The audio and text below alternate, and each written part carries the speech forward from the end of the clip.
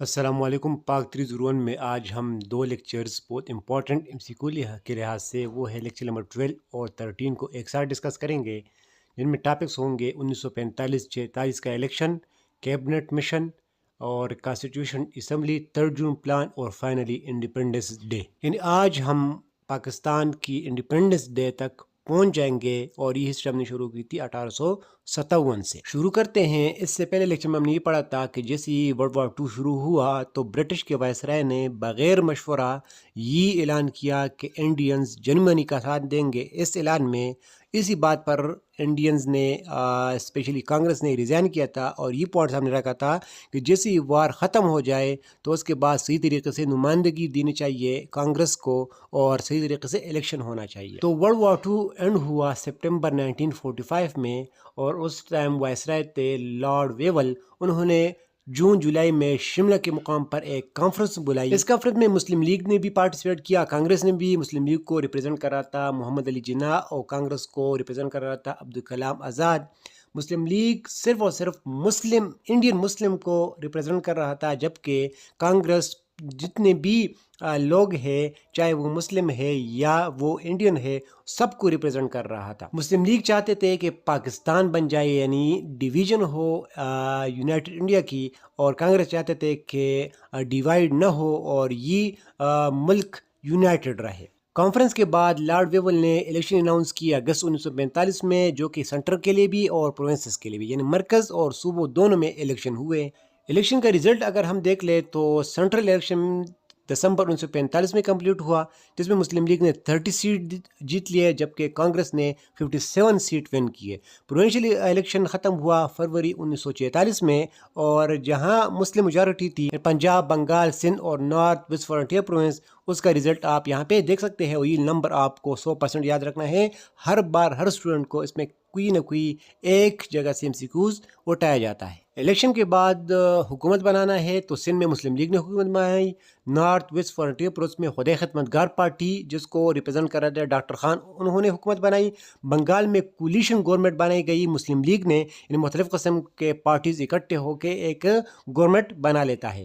پنجاب میں 3 قسم کے پارٹی نے کولیشن گورنمنٹ بنائی، یونیسٹ پارٹی 20 سیٹ اس میں تھے، اکالی ایک سکھ پارٹی تھی اور کانگریس، ان تینوں نے مل کر کولیشن گورنمنٹ بنائی، اور ان کا چیف منسٹر بنا خضر حیات تیوانہ جو کہ یونیسٹ پارٹی کے ممبر۔ حکومت بننے کے بعد ملک کے لیے آئین بنانا ہوتا ہے، قانون بنانے ہوتے ہیں کہ کس رول پہ یہ ملک چلے گا، تو اس کے لیے آیا کیبنٹ مشن مارچ 1946 میں۔ اس کا مین آبجیکٹو یہ تھا کہ کوئی کانسٹیٹیوشن سیٹلمنٹ بن جائے یونائٹڈ انڈیا کے لیے، اور دوسرا کام تھا کہ پولیٹیکل ڈیڈ لاک ختم کیا جائے۔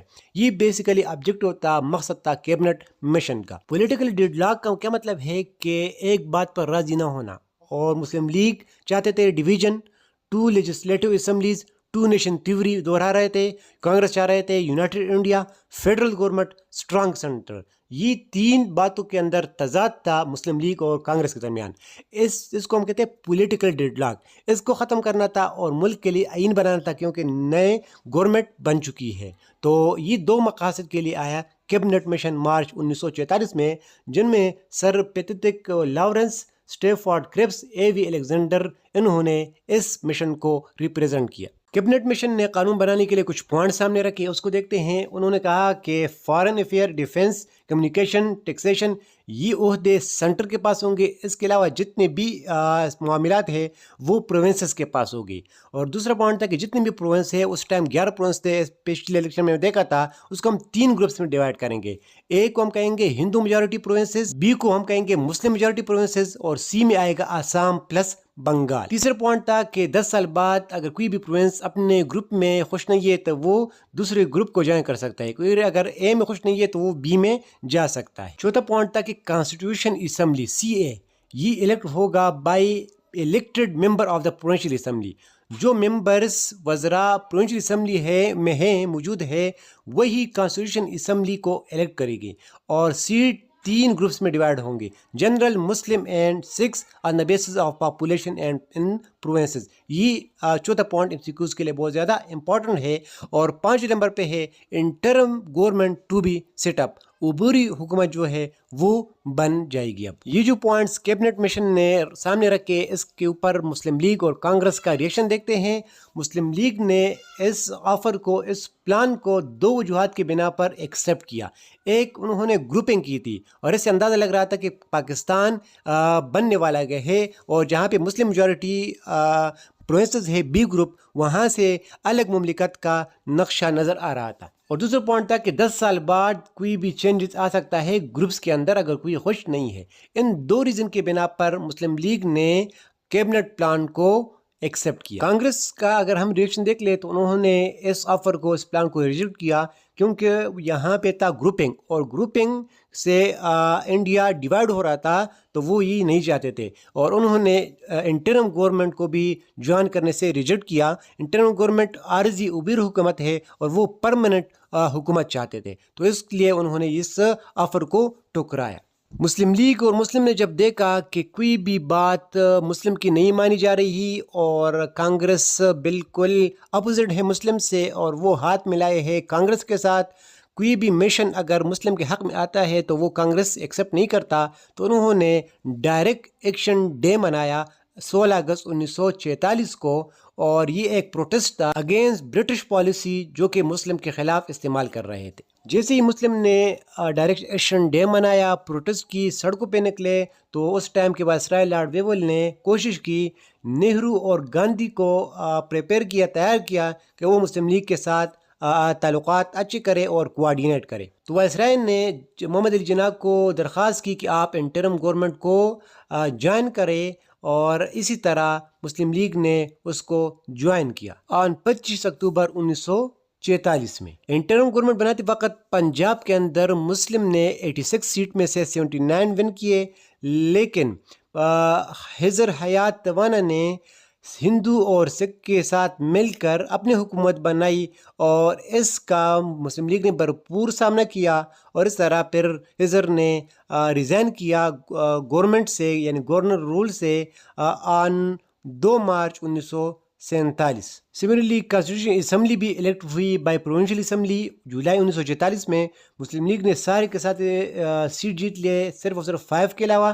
اس طرح کانگریس نے بھی سارے کے سارے سیٹ جیت لیے ایکسیپٹ 9، اور ان کا پہلا سیشن ہوا 9 دسمبر 1946 کے اندر، اور اس سیشن میں مسلم لیگ نے بائیکاٹ کیا، کیونکہ کانگریس جو تھے وہ رول بنا رہے تھے، آئین بنا رہے تھے یونائٹڈ انڈیا کے لیے، جبکہ مسلم لیگ ڈیمانڈ کر رہے تھے 2 کانسٹیٹیوشن اسمبلی، مرکز کے لیے الگ اور پروونسز کے لیے الگ، کیونکہ وہ چاہتے تھے کہ پروونسز کو خود مختاری ملے تاکہ مسلمان وہاں پہ اپنا حق لے سکے۔ یہاں پہ آپ سب حالات کا جائزہ لے، اس ٹائم ہم بات کر رہے ہیں لارڈ ویول وائسرائے تھا، یعنی یہ سیکنڈ لاسٹ وائسرائے ہے۔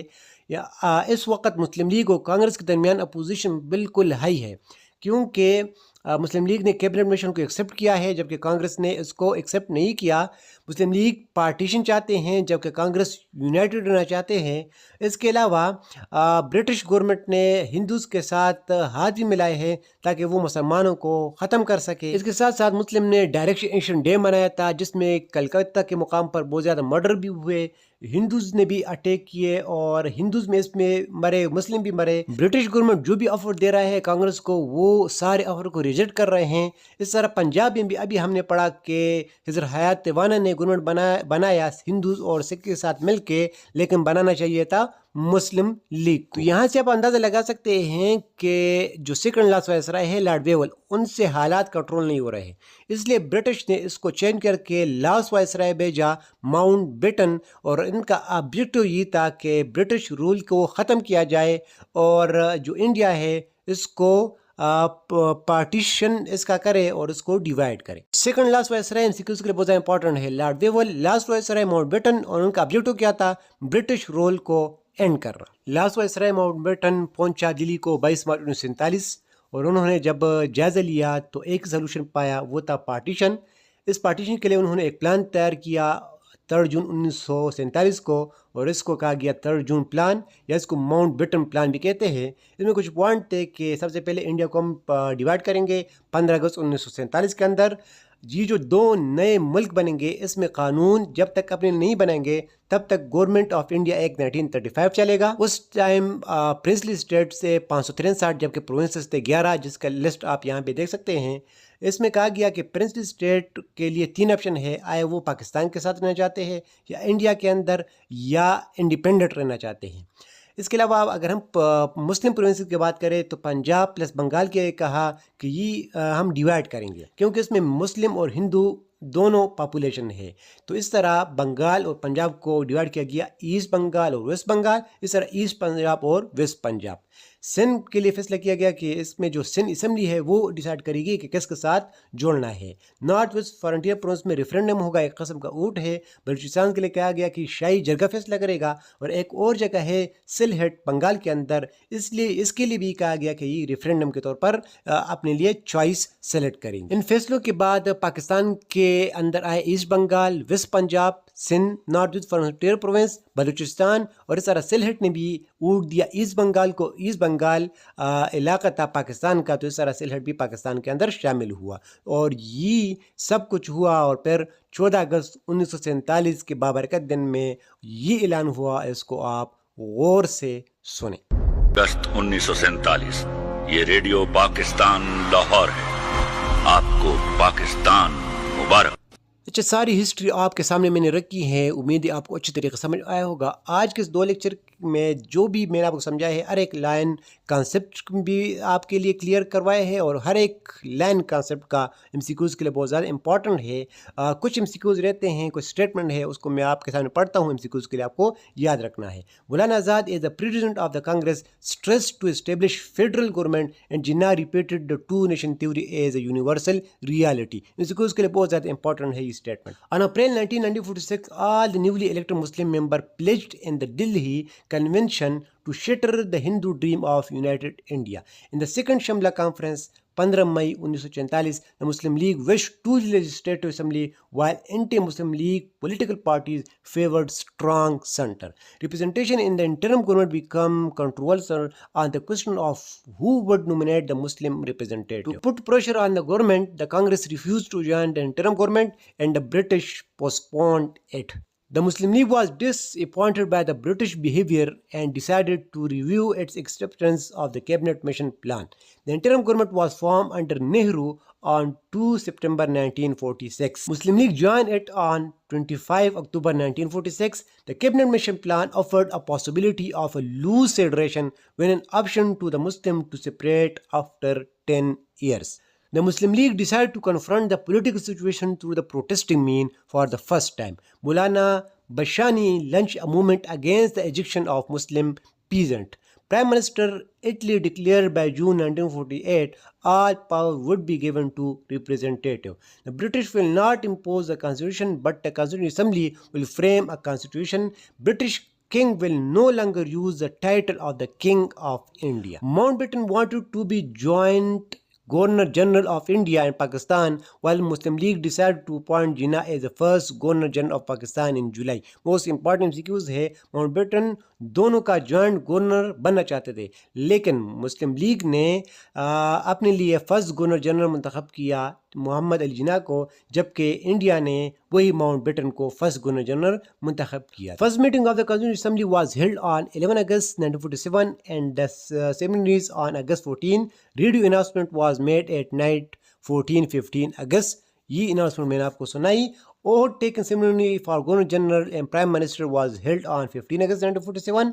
Boundaries determined on 17 August. یہ جو جتنی بھی اسٹیٹمنٹ ہے یہ آپ ویڈیو پاز کر کے خود بھی ایک بار پڑھ لیں, میں نے آپ کو پڑھائے. تو یہ ایم سی کیوز کے لیے اسٹیٹمنٹ بہت زیادہ امپورٹنٹ ہے, کیونکہ کانسیپٹ میں نے آپ کو وہاں پہ مینشن نہیں کیے تاکہ وہ اسموتھلی آپ کو کانسیپٹ سمجھ میں آ سکے, اس لیے میں نے اس کو وہاں سے اسکپ کر کے یہاں آپ کو بتایا. تو یہ دونوں لیکچر بہت زیادہ امپورٹنٹ ہے. ہسٹری آف پاکستان کے اندر بہت سے ایم سی کیوز ہے, بہت سے کانسیپٹ کے اندر. دونوں لیکچر تھوڑے لینتھی ہوئے, لیکن دونوں میں نے ایک ویڈیو میں کور کیا تاکہ آپ کو اچھی طریقے سے سمجھ آ سکے. مزید ویڈیوز کے لیے چینل کو سبسکرائب کریں.